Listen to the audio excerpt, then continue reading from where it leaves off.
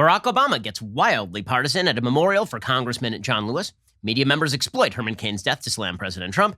And Trump struggles with the consequences of his insane threat to delay the election. I'm Ben Shapiro. This is The Ben Shapiro Show.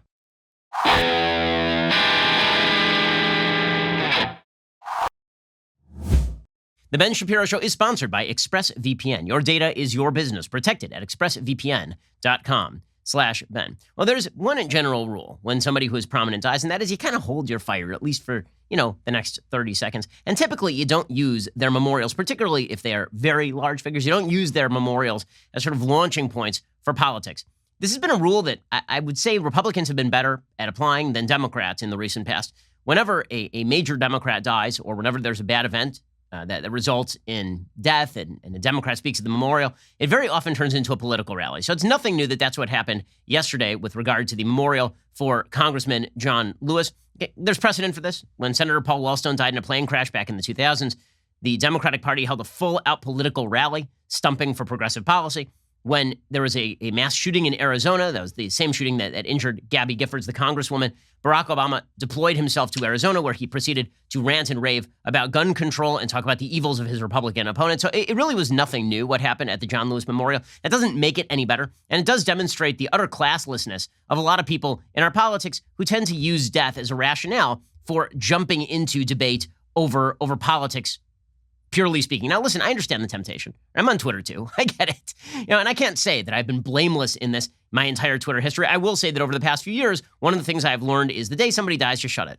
It says that the day somebody dies, let it go.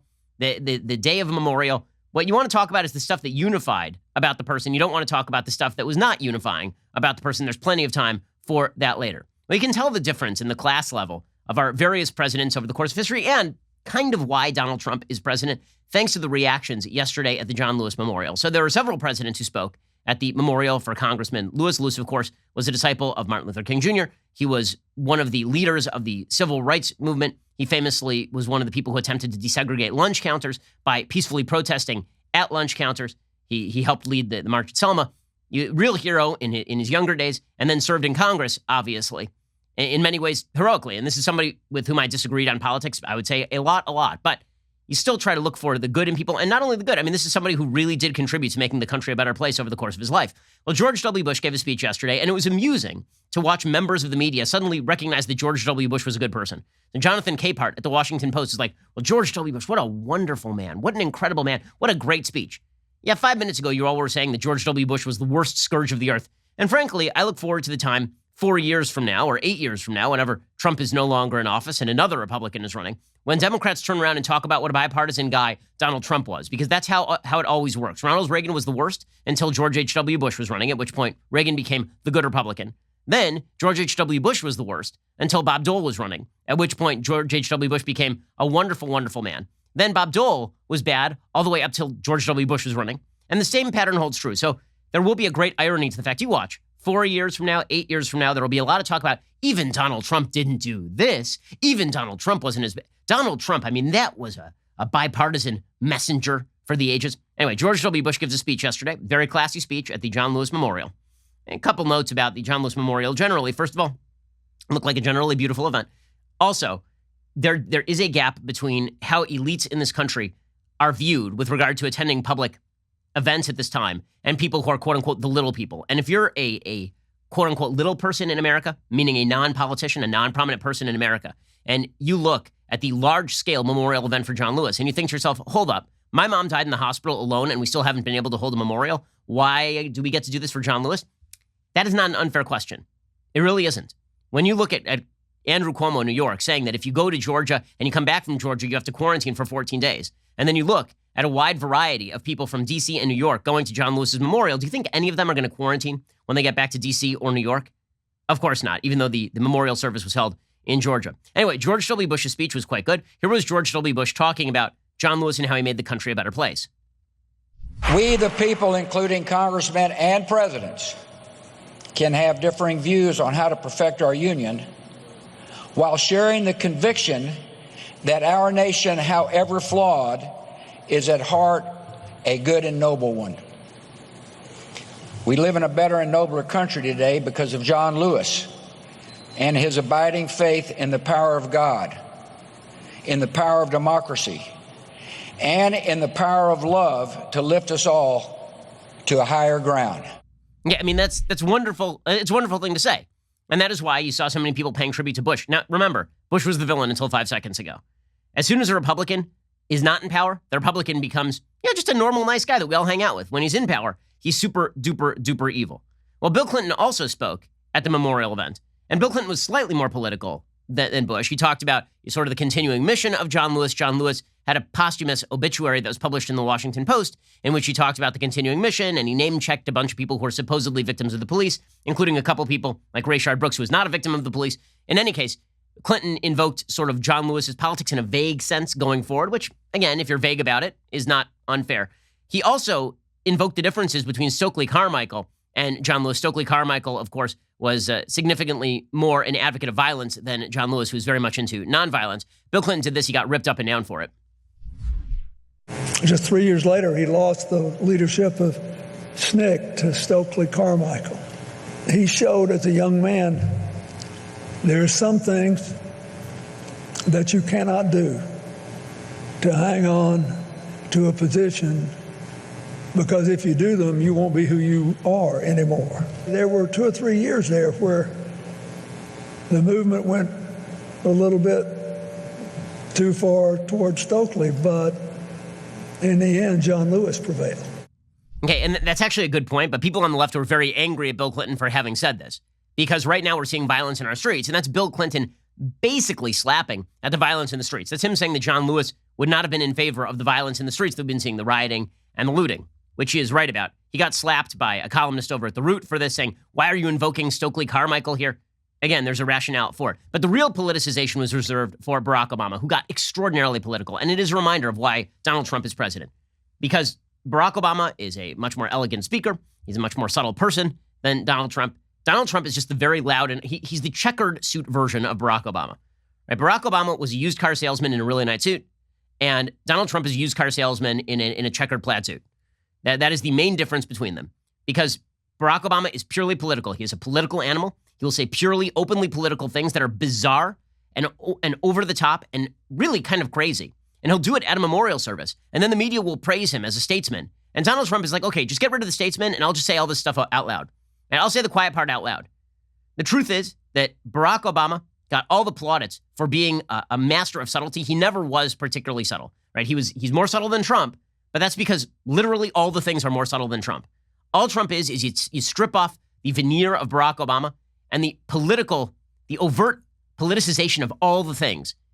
They're kind of the same. We'll get to that in just 1 second. First, let us talk about the fact that you are overspending on your wireless bill. You really are. Now, I know you're thinking to yourself, but I use my cell phone all the time. You do use your cell phone all the time. But if you're not using unlimited data, you are really, really overpaying. Who is your wireless provider, by the way? AT&T, Verizon, T-Mobile? What if I told you that Pure Talk USA uses the exact same network as one of those carriers, the same towers, the same exact coverage, but literally costs you half?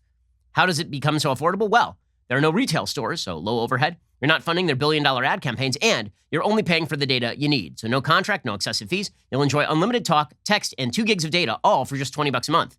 That is right. The average person is saving $400 a year on their wireless bill. So grab your mobile phone, dial pound 250, say Ben Shapiro. When you do, you get this amazing deal and save 50% off your first month. Again, that is pound 250, pound 250, say keyword Ben Shapiro, and you're saving $50 off on your cell phone bill, which is great. Again, you're not using the unlimited data, you're just paying for it. So why not get a better deal right now with the same coverage you'd be getting from the big, huge companies?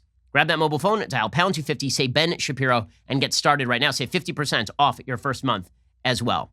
Okay, so Barack Obama, an overtly political animal. So Barack Obama gets up at John Lewis's memorial, and in the process, he slams federal agents and compares them to George Wallace. And I'm sorry, this is incredibly ugly stuff. The idea that federal agents today are the same as Jim Crow, Bull Connor, racist police officers in 1960 Selma is patently insane. It's crazy. Okay, what you're watching in America's major cities where federal agents are defending federal property from mostly white rioters and looters, by the way, who are attempting to set buildings on fire. That's nuts. But this is, Barack Obama was a demagogue, and never forget that Barack Obama was a demagogue. I know that we're supposed to pretend that Donald Trump is the first demagogue in American history. I know we're supposed to pretend that all of political time-space began with the Big Bang that was Donald Trump. It is not true. Donald Trump was a direct response to the malicious manipulation of Barack Obama. Barack Obama was a terrible president. He was a terrible, divisive president, and the media gaslit you about that. The media pretended that he was a unifying force. The media would cherry pick his speeches, the parts where he would talk about, we're not a red America, we're blue America, we're United States of America. And then they'd ignore all the crap where he suggested that we absolutely were not united, that racism is in America's DNA. They would ignore the parts where he basically winked and nodded at rioting in Ferguson and Baltimore. They just ignore that. I mean, what you're about to hear him say, again, at the memorial for a dead man, right? A man who united the country around principles that at the time were extraordinarily controversial, but became the culture, right? This was the counterculture. It became the culture, thank God, a culture of racial tolerance and racial understanding and a belief in Martin Luther King's dream. And here's Barack Obama pretending there's no difference between Bull Connor police officers shooting fire hoses at John Lewis in 1960 and federal officers attempting to fight rioting and looting in America's major cities in 2020, 60 years later. And this is demagoguery of the highest order. Here's Barack Obama being a demagogue. Bull Connor may be gone, but today we witness with our own eyes police officers kneeling on the necks of black Americans. George Wallace may be gone, but we can witness our federal government sending agents to use tear gas and batons against peaceful demonstrators. Okay, this is such it truly is demagoguery. It is unrelated to reality. Even the notion that Bull Connor is gone, but Derek Chauvin still exists. There is no evidence at this point that Derek Chauvin knelt on George Floyd's neck out of racial animus. There isn't. Okay, that evidence may come, but that evidence does not exist. There's not a single person who agrees that what Derek Chauvin did was good, decent, justified, or non-jailable. No one. Okay, but to draw a direct line between Bull Connor and Derek Chauvin without any evidence whatsoever, or to pretend that was commonplace and not only commonplace, but enshrined in Jim Crow law is similar in any way to what happened with Derek Chauvin is utterly, patently crazy. Okay, but Obama gets away with this kind of stuff because the media have decided for years that they are simply going to carry around drool cups for the guy.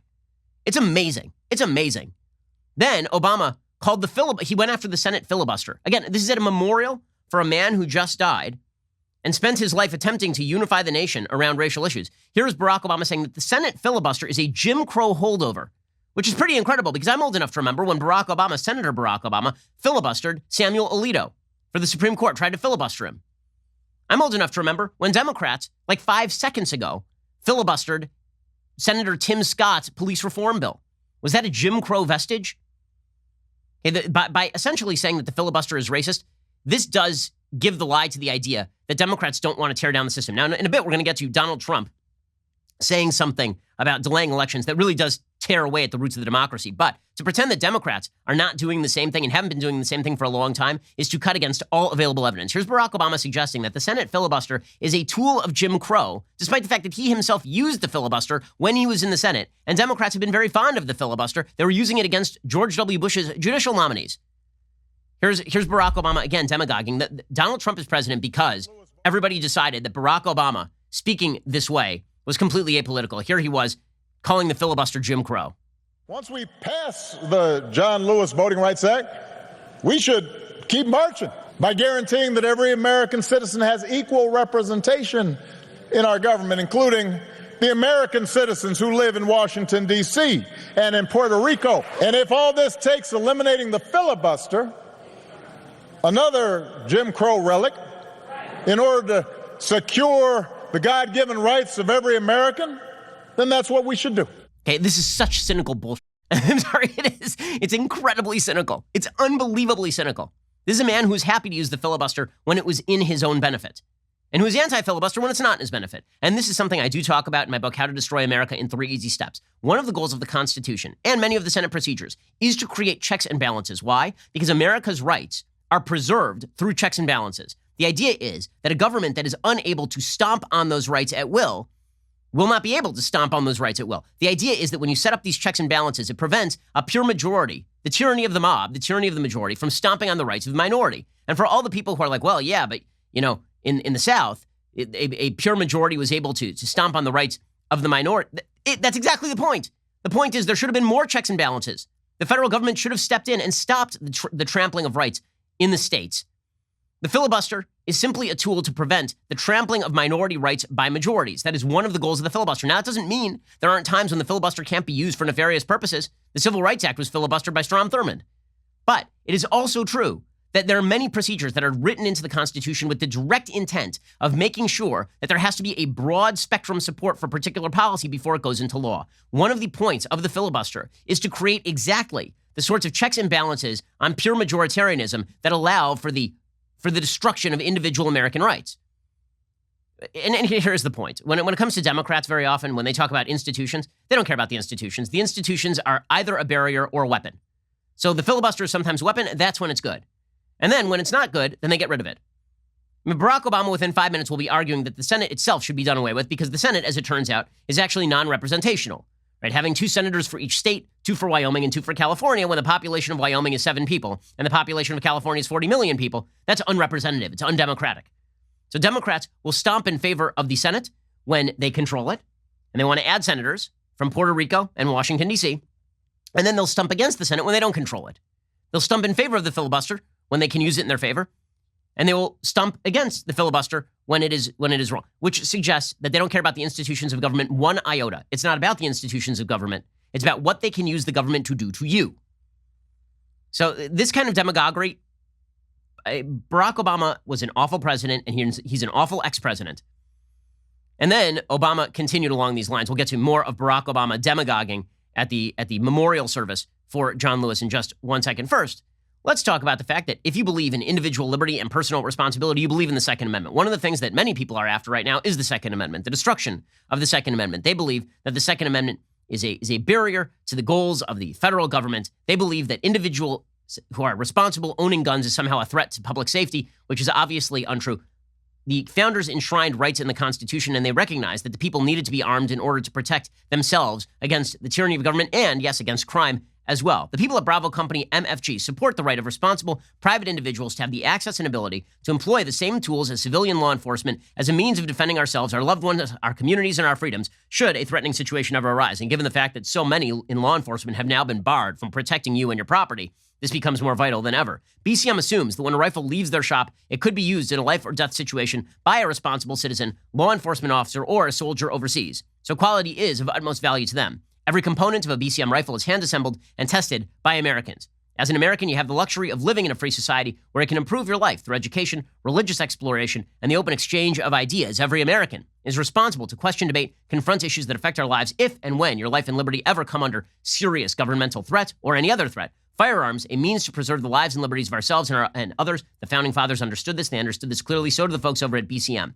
To learn more about Bravo Company manufacturing, head on over to BravoCompanyMFG.com. You can discover more about their products, special offers, upcoming news. That's BravoCompanyMFG.com, or check them out at YouTube.com/BravoCompanyUSA. That's YouTube.com/BravoCompanyUSA. Okay, so President Obama didn't just stop at calling for the overthrow of the filibuster and suggesting that today's police and federal agents are in league with George Wallace and Bull Connor. He then suggested that there is a wide variety of attempts to stop the vote. Again, there is no evidence of this. The idea of widespread voter suppression in the United States is nonsense. It is nonsense. It's nonsense when Donald Trump says it. It is nonsense when Barack Obama says it. It is nonsense. The black population of the United States, thank God, votes in heavy numbers. And in the last several election cycles, and certainly when Barack Obama was elected in both 2008 and 2012, outvoted their share of the population. But Barack Obama is fully on board with the Stacey Abrams lie that black people are systematically being prevented from the vote, it is a lie. There is no evidence that this is the case. That there are people out there who are like, black people shouldn't vote. Here is Barack Obama suggesting that some people's like, but I shouldn't go so political at a memorial. But guess what? Standards don't apply to me. I'm going to say whatever I please. I'm just going to make crap up. Let's go. There are those in power who are doing their darndest to discourage people from voting by closing polling locations and targeting minorities and students with restrictive ID laws and attacking our voting rights with surgical precision. Now, I know this is a celebration of John's life. There are some who might say we shouldn't dwell on such things. But that's why I'm talking about it. Oh, well, there's some who say that stopping black people from voting ain't a problem. but I'm going to talk about it anyway. No one's saying you can't talk about it, but you are lying.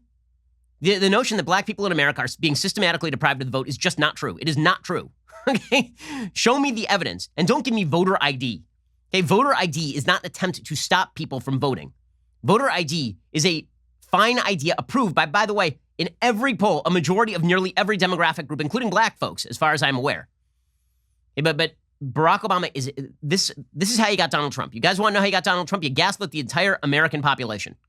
You suggested over and over that this man was the epitome of class, that he was above politics, that he was some sort of godlike figure from on high. He is just a typical Chicago-style machine politician. He always was.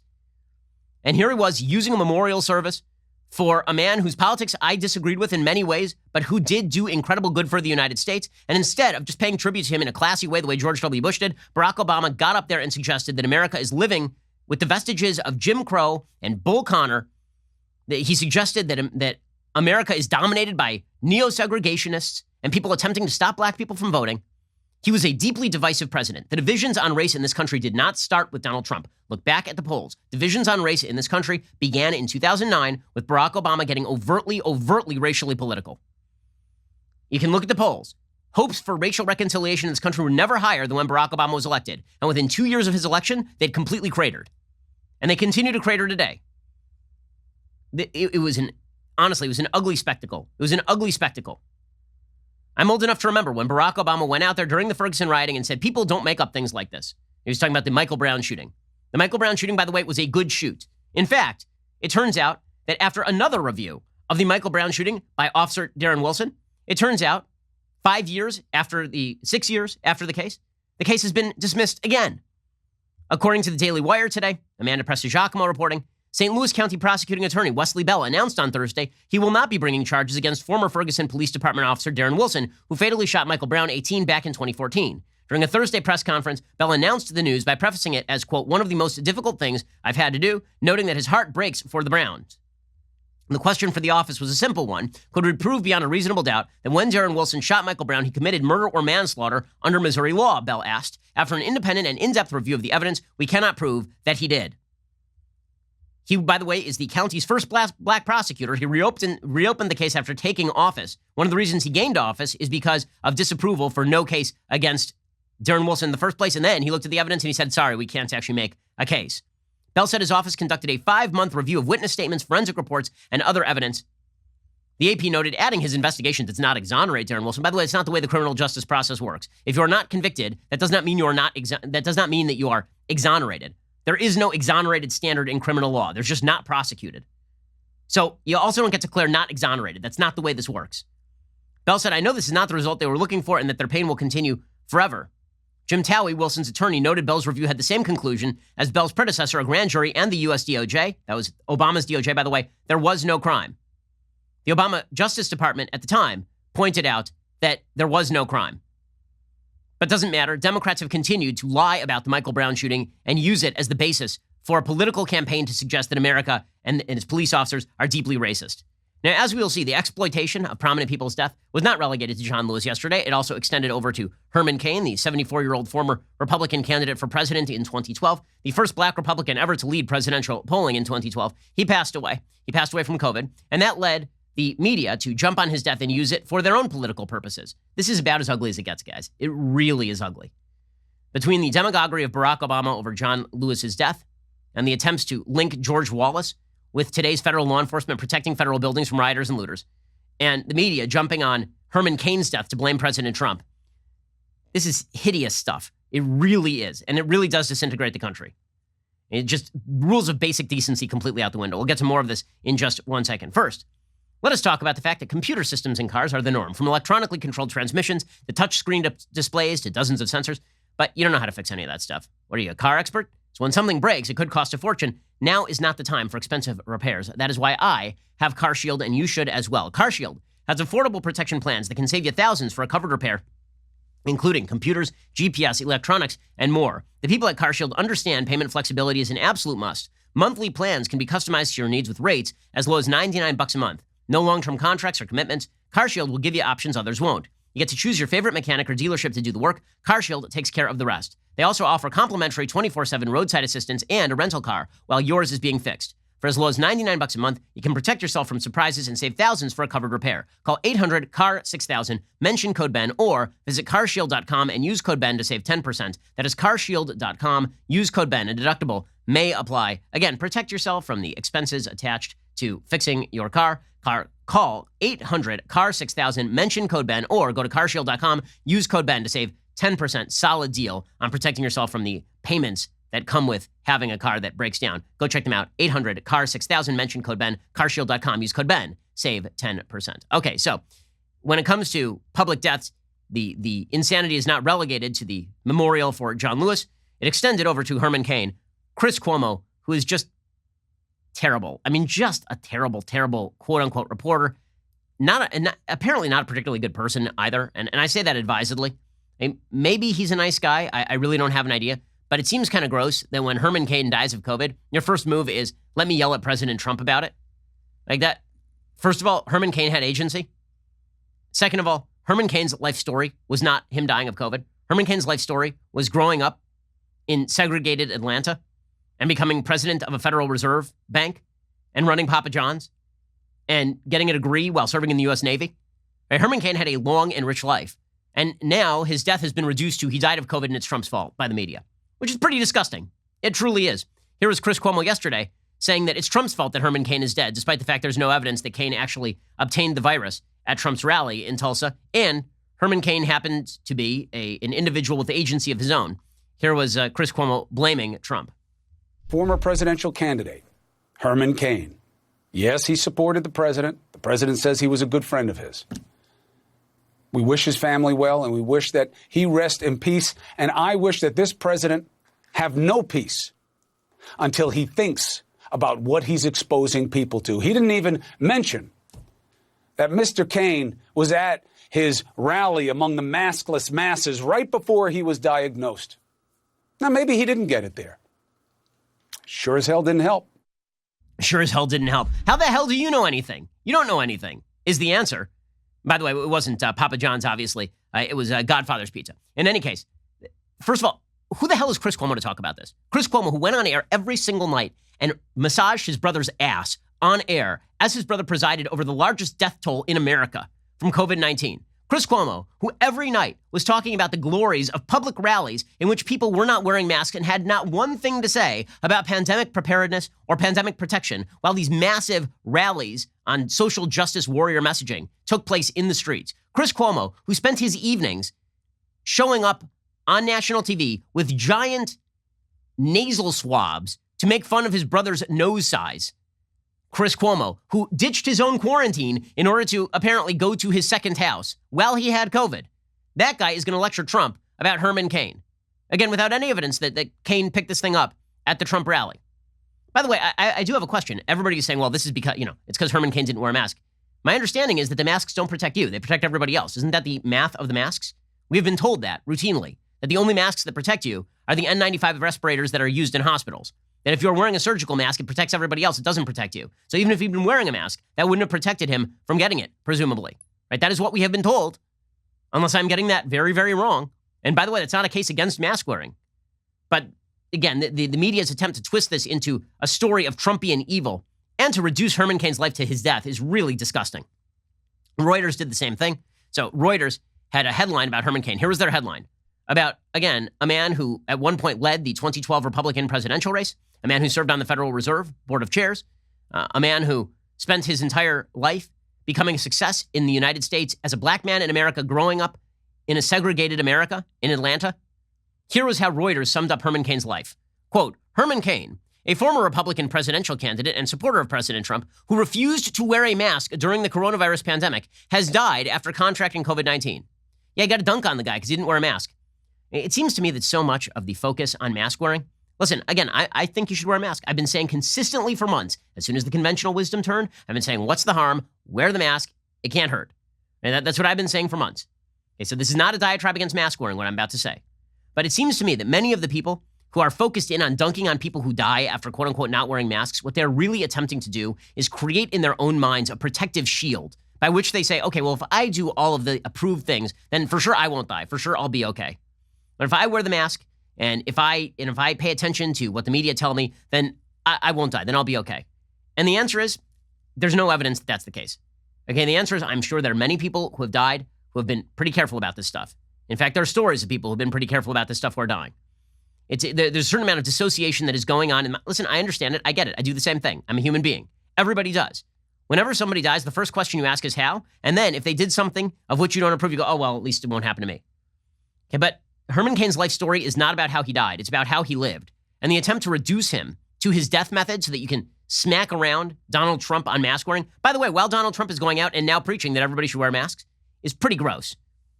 And this was the predominant sentiment, by the way, online yesterday. Leftists blaming Herman Cain for his own death and suggesting that Donald Trump is responsible for his own death. Tony Poznansky tweeted out, there's another one of these blue check-marked lefties. He tweeted out, I feel bad for Herman Cain and his family, but I don't feel bad for his selfishness, his mocking of a deadly disease, nor convincing others it is safe to go maskless. I refuse to have sympathy for those who put my family in danger. Wear an MFing mask. Okay, I wonder what he has to say about Denmark or Netherlands, where they have refused to mandate mask wearing because they say that the evidence on it is pretty scanty, which, by the way, it kind of is. That doesn't mean you shouldn't wear a mask. It doesn't mean you shouldn't be careful. But to pretend that the evidence is absolutely clear neglects the fact that there are plenty of countries where they are not mandating mask wearing because the evidence is not exactly clear at this point.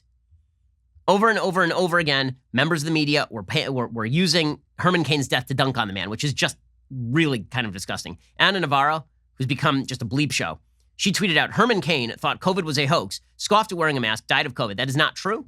There's a post on Herman Cain's website today from his staff pointing out that he has started every podcast recently with the note that everybody should wash your hands a lot. And yes, that when you're in public, you should wear a mask. Bill Montgomery, she says, Bill Montgomery, co-founder of Pro-Trump Turning Point USA, scoffed at virus, died of COVID. Representative Gohmert refused to wear a mask, has COVID. See a pattern? COVID doesn't care about partisanship. Okay, I don't remember Ana Navarro tweeting the same thing about mass rallies in the streets where people were not wearing their masks. But, so long as you can dunk on people, then you can feel good about yourself. So really well done all around. Well done. Just, the country's getting better moment by moment. Can't you feel it? Really good stuff. In just a second, we're going to get to the NBA, making the country better one weird jersey name at a time.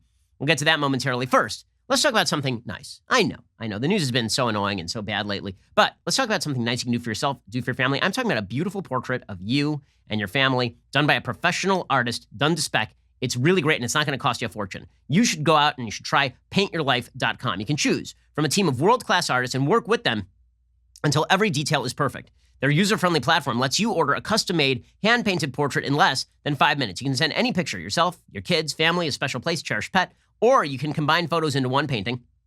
It makes a perfect birthday, anniversary, or wedding gift. It's meaningful, it's personal, it can be cherished forever. At paintyourlife.com, there is no risk. If you don't love the final painting, your money is refunded, guaranteed. And right now, as a limited time offer, you get 20% off your painting. That is correct, 20% off and free shipping. To get the special offer, text the word Ben to 64,000. Text Ben to 64,000. Again, text Ben to 64,000. Paint Your Life. Celebrate the moments that matter most. Get 20% off and free shipping when you text Ben to 64,000 and get started. It really is fantastic. I have a portrait of my family hanging above our mantle at home from Paint Your Life. It is one of my favorite things in the house. In fact, I have to get another one because we have a new baby. She's the cutest person in the entire world. Oh my God, she's just spectacular. It's sad to me that the internet is such a garbage place. Otherwise, you would be forced to agree that my baby is in fact the cutest person. But I will know that because I will have a painting from Paint Your Life on my mantle of my baby. She's so cute. Ooh, squishy baby. Text Ben to 64,000 and check out Paint Your Life right now for the 20% discount. Okay, in just a second, we're going to get to the NBA, making the country better one jersey at a time. We'll get to that momentarily. First, it is that glorious time of the week when I give a shout out to a Daily Wire member. Today, it's GOP Josh on Twitter, who not only has quality fashion sense, but also understands the importance of nourishing the mind as well as the body. In the picture, Josh is holding the world's most elite beverage vessel in one hand and a copy of my new book, How to Destroy America in 3 Easy Steps in the other, while sporting American flag sunglasses, an American Eagle t-shirt, and a Keep America Great hat. The caption reads, Ben Shapiro, great book, great beverage vessel, hashtag leftist tears tumbler. You, sir, wise beyond your years. Thanks for the shout out. I hope you're enjoying the book. I know you are because it's a great book. Speaking of interesting news, the SpaceX capsule will be landing this Sunday, August 2nd. It is the first time SpaceX will have completed a successfully crewed mission to the ISS and the first time in over a decade that a crewed spaceship was launched from the United States. It's a pretty awesome deal. We will be live streaming it across YouTube, Facebook, and dailywire.com, featuring a special all-access live discussion with Daily Wire God King Jeremy Boring, who's obsessed with this kind of stuff.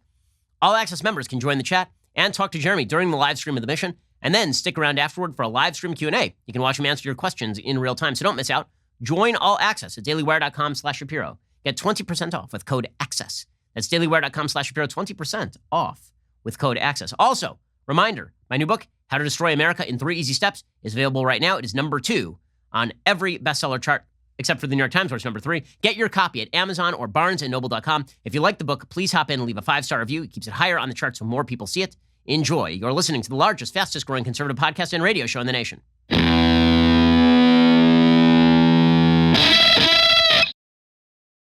Well, at least if we're going to live in the most garbage timeline, we have distractions like the NBA, right? I mean, at least we can enjoy sports together until they decide to politicize everything about sports and make them stupid. So I'm not saying you can't enjoy basketball. You can. But it does take a little bit of overlooking when they decide that social justice warrior messaging is going to be just poured into, up to the brim, into the NBA, into the MLB, into the NFL. Apparently the end zones in the NFL are going to have things like equality and stand for justice like on the end zones now.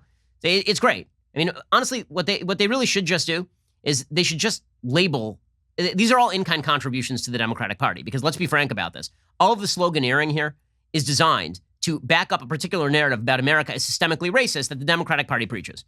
Right? We are engaged right now in, again, what linguists call semantic overload. There's nothing wrong with the principle of equality before the law, right? That is a very good principle. There's nothing wrong with the principle of peace, right? All of these things are good. But let's be real about this. When people say Black Lives Matter and they put it on the side of a basketball court, what they do not mean is that Black lives matter the same as white lives and all lives matter. That's not what they mean. They do not, because that's eminently obvious. What they mean is that America is systemically racist, right? That is the semantic overload point. Because if you say to them, I agree, Black lives matter, and also America is not systemically racist, then they will respond and say, then you don't agree Black lives matter. Which means that you are just using a semantically overloaded term so that you can avoid saying what you actually mean, because what you actually mean is a lot more unpopular than what you're saying. Right? That is what is happening right now. Every single person agrees in America that Black lives matter, because you'd be an awful human being not to agree that Black lives matter. But that is not what Black Lives Matter advocates mean when they say Black Lives Matter. What they actually mean is that police are evil, and that America is systemically racist, and that all inequality is a result of systematic inequity. Right? That's what they actually mean. So the NBA has decided to go full bore on this. So last night, they had the relaunched NBA inside the bubble, and all the players knelt for the national anthem. So now everybody's Kaepernicking. Because obviously America's a terrible, horrible place where you get to earn millions of dollars for playing a child's game in front of adoring audiences. And Americans care so little about Black lives that they are more than happy to watch basketball players paid millions of dollars to dunk a basketball. Very, very cruel country this is. Deeply cruel, terrible country in which Americans obviously don't agree that Black lives matter, which is why we spend tens of millions of dollars watching games and patronizing products that are advertised by these spokespeople. And the American flag is responsible. The American flag is bad. For the revisionist historians who suggest that kneeling for the national anthem, by the way, is a sign of respect for the flag, it was never meant as a sign of respect for the flag. It was meant as a sign of disrespect for the flag. It was meant that way. It was meant originally as a signifier that America is systemically racist, and the flag represents that systemic racism. Again, you can do, at least the MLB knelt before the national anthem, but kneeling for the national anthem is saying that the national anthem is not true and that the flag is not true. So the NBA led off with this, which of course makes it harder to watch the game because, again, no one is watching basketball to hear the social justice warrior messaging, but they decided to get even more obvious about it. They did this routine where they basically went full XFL. If you remember the XFL, people were putting names on their jerseys like He Hate Me. There's nicknames on their jersey. He Hate Me was the most famous one. Well, yesterday, the NBA had players wearing words on their jerseys, like slogans on their jerseys. And it seems to me they should just put Biden 2020 on their jerseys if this is what they really think, or America sucks on their jerseys if that's what they really think. Instead, you had the bizarre picture of players throwing up alley-oops. Well, like, if you don't know the players, you literally have no idea who is playing right now. Like, the purpose of the name on the back of the jersey used to be to identify the players. So instead, you had equality throwing an alley-oop for peace. I'm not kidding. Meta World Peace was really ahead of his time. World Be Free, a man ahead of his time. Here is actually, that's actually what happened. I mean, I don't even know how the announcers announced this. And they know the names of the players, but if you didn't, right, if you're just watching this thing, it's like, and coming up the court is equality. Here comes equality, running up the court, throws up an alley-oop to peace. And there's peace slamming it home over say their names. That's literally how it looked yesterday. That would be the sound that you'd hear down under. strong finish. Zion Williamson on a special delivery. Equality throwing it up to Peace, You who's also cannot ironically front the dunking over post Peace. with the So Peace ball got up top. posterized You've right gotta here. Peace wait got till it dunked on. gets to the wing. Zion just spins out. Exciting stuff. So Equality throws it up for Peace. Peace dunks over Peace. Good stuff, everybody. Yeah. I noticed Free Hong Kong was benched. So was Stop the NBA's Chinese Talent Sweatshop. That person never made it to the court, so that's too bad. Charles Barkley got a lot of flack yesterday because Charles Barkley, who may be the only sane person left dealing with the NBA, he said, by the way, if you don't kneel, you're not a bad person. And everybody's like, yes, you are. You're a bad person if you don't kneel. We've reached the point where that which is not barred is mandatory. Where it's not that, remember we started off with like, should Colin Kaepernick be allowed to kneel? And most people are like, I think it's a bad idea, but like, I don't think he should be banned from kneeling. Like, I think it's kind of a garbagey thing to do, but I don't think he should be banned. And now it's mandatory. You're a bad person who doesn't care about black people if you don't kneel for the national anthem. A national anthem that represents a country that has seen more racial progress than any other country in human history, and in which the richest black people on planet Earth live by average income. Okay, but apparently Charles Barkley's a bad guy for saying that if you don't kneel, you're not a bad person. Like, this is how far we have come. My thing is, listen, the national anthem means different things to different people.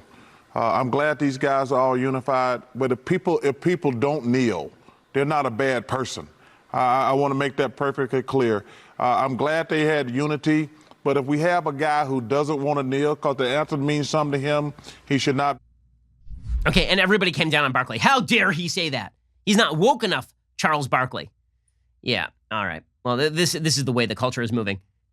By the way, speaking of the way the culture is moving, I have to read you the best headline of the day. It is from CNN on a slightly different topic. You ready for this headline from CNN? This is spectacular. They brought it out this morning. Quote, individuals with the cervix are now recommended to start cervical cancer screenings at 25 and continue through age 65 with HPV testing every 5 years as the preferred method of testing, according to a new guideline released by the American Cancer Society. You notice something wrong with that particular headline?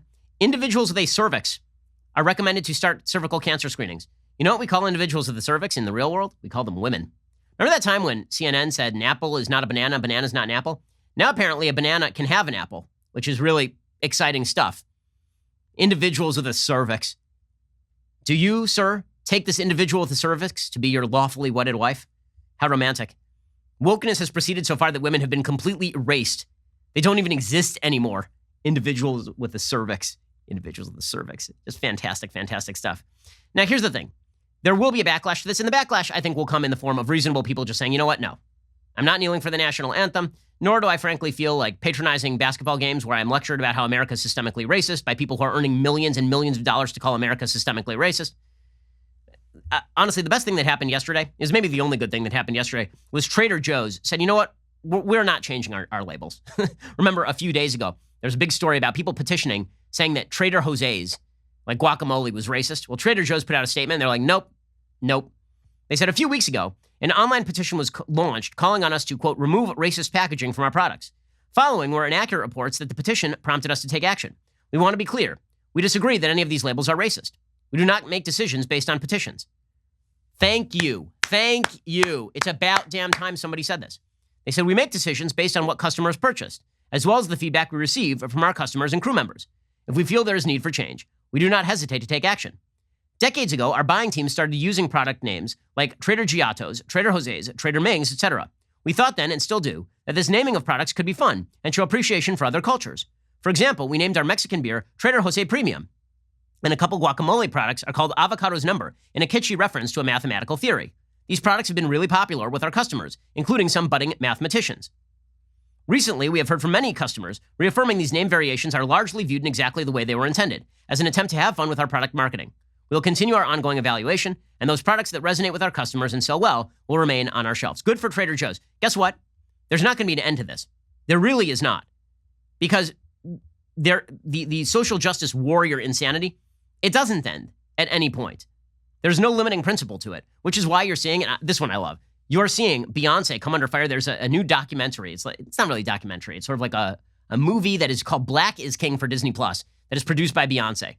Now, first of all, let me just point out that if Disney Plus launched a program called White is King, it would be the end of the world, right? It would be the end of the world. They launch a program called Black is King, and everybody's like, okay, totally fine. In any case, Black is King is based on The Lion King, which is, I mean, first of all, isn't that cultural appropriation? Like, it's based on Lion King. The music for Lion King was originally written by two white guys, Elton John and Tim Rice. And the story of Lion King is based on William Shakespeare's Hamlet, who happened to be a white guy. So seems like a little cultural appropriation. Now Beyonce's under a little bit of fire because it turns out that Beyonce is not in fact African. And for her to culturally appropriate African culture is sort of a problem for some people on the left. Not kidding. There are articles on this today. People defending Beyonce saying she's allowed to do it because she's disconnected from her history, but her disconnection from her own history is because of white intervention over slavery and all this. The fact that it's even a controversy is bizarre. She's paying tribute to Africa. There's nothing wrong with that. But the fact that it's a controversy shows how stupid everything is. In fact, things are so stupid that now Portland's wall of moms is falling apart. Portland's wall of moms, remember, these are the woke white ladies who are supposedly protecting peaceful protesters who are actually vicious rioters and looters from the predations of federal police officers attempting to stop violations of law. Now the wall of moms is falling apart. Why? Because they were too white.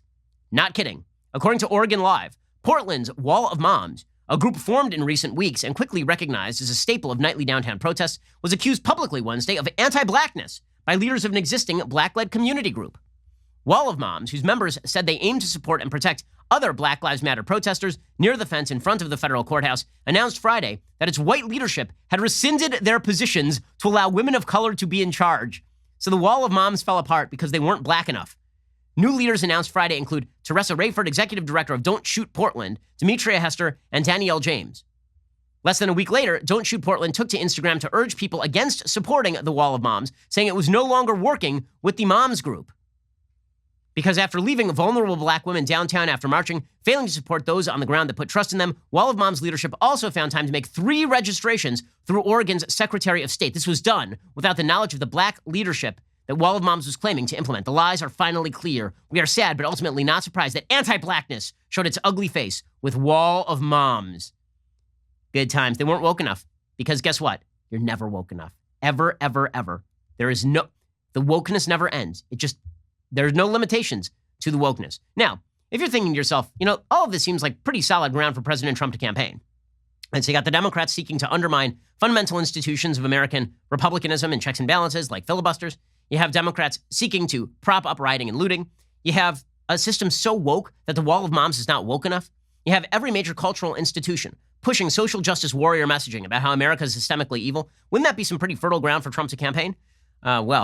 Lest you forget, Donald Trump is busy distracting us all with absolute, utter, insane stupidity. So remember that yesterday, President Trump floated the idea of postponing the election, which is fundamentally unconstitutional. You cannot do that. The election is set as the first weekend in November. Right? It has been set that way by the Constitution of the United States for well over 150 years. The president doesn't have that kind of power. Now, yesterday, I kind of shrugged it off a little bit because Trump says a lot of crap. And it's true, he does say a lot of crap. And I'm not going to pretend I take Trump particularly seriously as a person. I don't. I've never taken Trump particularly seriously as a person because I think if you do, then you're doing it wrong, frankly. That does not justify his activity in undermining fundamental faith in American democracy by saying that the vote is going to be so corrupted that we should postpone the election. Right? That is a tactic that Democrats have been using. Stacey Abrams has been using it. I mean, frankly, Barack Obama did it when he suggested that there's been widespread voter suppression against black Americans. It doesn't make it better when Trump does it. And Trump really opened the door to everybody clocking him. It's political malpractice and it's unconstitutional, unreasonable, foolish, and wrong for the president of the United States to threaten delaying the election. It really justifies a lot of the complaints about Trump I'm old enough to remember when I was defending Trump against charges he was going to say stuff like this, and then he went ahead and said stuff like this. And that left running room for the left. So Chuck Schumer said, the election is going to be November 3rd. And of course, he is correct about this. Once again, all he wants to do is divert from his abject failure in the coronavirus crisis. He says, maybe we won't have an election. That's up to the Senate and the House. Mr. President, President Trump, the election will be on November 3rd, and you will not change it. He's right about this. Stop diverting attention, President Trump. That's what you've done. Okay, well, in any months. case, the rest of it is irrelevant, but that he's not wrong that the election will take place at this point. Now, the question is whether you take Trump with a grain of salt because he is fundamentally an unserious human being, which is what I've thought for a very long time. That has not wavered for years. Or whether you take it super duper seriously. If you take it seriously, it's a fascist threat. If Barack Obama said, I'm delaying the election, everybody on the right would completely go nuts. The reason I don't take Trump as seriously as Obama is because I don't think that Trump is as serious a person as Obama. I think he mouths off. My proof for the fact that he just mouths off and says crap is that he mouths off and says crap. He himself said this. Yesterday, he came out and said, glad I was able to get the very dishonest lamestream media to finally start talking about the risks to our democracy from dangerous universal mail-in voting, not absentee voting, which I totally support. So he came out and he said, oh, yeah, by the way, when I was saying delay the election, it was really just a misdirect tactic so people would talk about mail-in voting, which, God. Okay, so why not just say mail-in voting is bad? It is bad. There are reports about how bad it is. You don't have to do that. You don't have to make a fascistic threat to delay the election. It's like he deliberately wants to blow the election. I don't know what else to take away from this kind of idiocy. I really do not. The Democrats, all they had to do was not be nuts. They are nuts, and Trump could still lose the election because he's acting like this. And you know what? If he acts like this, frankly, it's on him. Alrighty. Well, we'll be back here later today with 2 additional hours of content. Otherwise, we'll be here on Monday. In the meantime, go pick up a copy of my brand new book, How to Destroy America in 3 Easy Steps. It describes everything that is going on, including the campaign against the filibuster now being pursued by Democrats. So go check that out. It is number 3 on the New York Times bestseller list, number 2 on the Wall Street Journal, Publishers Weekly, Amazon bestseller list. Make it number 1 by going to Amazon and picking up a copy today. I am Ben Shapiro. This is The Ben Shapiro Show. The Ben Shapiro Show is produced by Colton Haas, executive producer Jeremy Boring, supervising producer Mathis Glover and Robert Sterling, assistant director Pavel Wydowski, technical producer Austin Stevens, playback and media operated by Nick Sheehan, associate producer Katie Swinnerton, edited by Adam Sayevitz. Audio is mixed by Mike Coromina. Hair and makeup is by Nika Geneva. The Ben Shapiro Show is a Daily Wire production. Copyright Daily Wire 2020. You know, the Matt Walsh Show, it's not just another show about politics. I think there are enough of those already out there. We talk about culture because culture drives politics and it drives everything else. So my main focuses are life, family, faith. Those are fundamental, and that's what this show is about. I hope you'll give it a listen.